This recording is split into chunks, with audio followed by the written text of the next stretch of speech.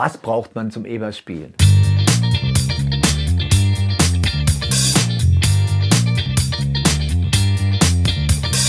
Eine Frage, die natürlich immer wieder auftaucht, wenn man sich Gedanken darüber macht, ein Instrument zu lernen. Aus irgendeinem Grund hat man sich entschieden, Bass zu lernen und muss jetzt natürlich erstmal wissen, was brauche ich denn überhaupt dazu, um Bass spielen zu können?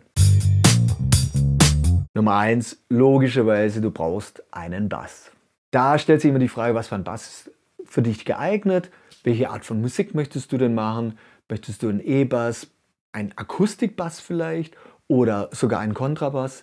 Je nachdem, was für Vorlieben du hast von der Musik und was du dir denn vorstellst, hast du da eine riesen Auswahl an verschiedenen Instrumenten.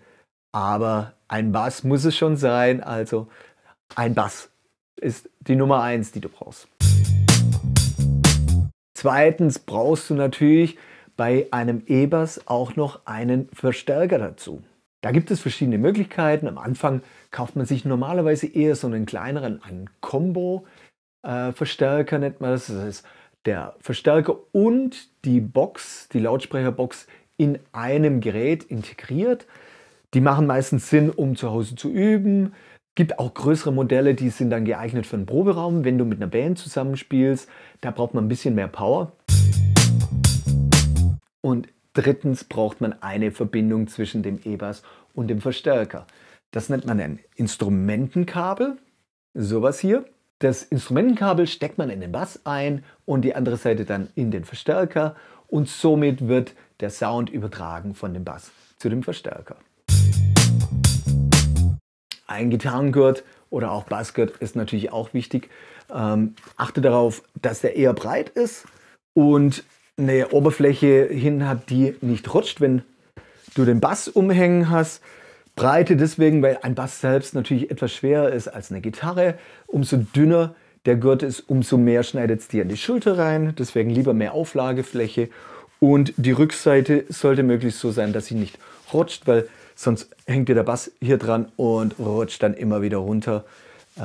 Deswegen meistens macht Leder oder natürlich irgendeine Art von Lederersatz, es muss kein Leder sein, am meisten Sinn. Nylongürtel oder alles aus Plastik ist oft ein bisschen schwer, weil die eher schneller rutschen und dir dann von der Schulter runter gleiten. Was du auch noch haben solltest, ist ein Stimmgerät, also entweder sowas hier, wo man einstecken kann, oder sowas in der Art zum Anklippen, den Bass stimmen zu können. Geht natürlich mittlerweile auch sehr gut über irgendwelche Handy-Apps, die man auf sein Telefon runterlädt und dann seinen Bass stimmen kann. Aber ein Stimmgerät macht Sinn. Manchmal gibt es die auch schon mit einem Metronom drin, umso besser. Aber genau dafür gibt es dann auch wieder Apps. Metronom, Stimmgerät, Kombination ist auch ganz zu empfehlen. Weitere Infos gibt es immer bei mir bei bassmeup.de im Blog, beziehungsweise auch hier in meinem YouTube-Kanal.